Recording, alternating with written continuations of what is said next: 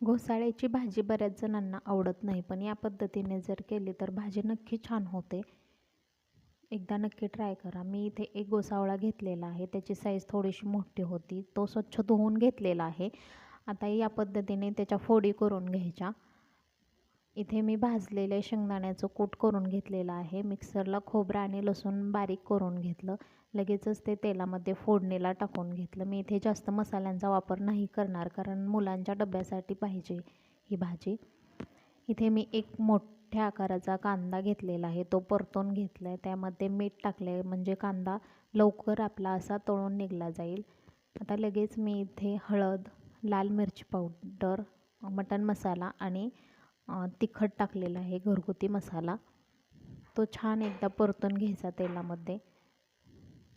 मसाले तळत असताना मसाले छान शिजवून घेणं खूप महत्त्वाचं आहे. त्यामुळे मी इथे एक अर्धी वाटी पाणी टाकलेलं आहे. मसाले छान शिजले जातात पाण्यामुळे. हे बघा. आता आपण यामध्ये लगेचच घोसाळ्याच्या फोडी टाकून घेऊयात.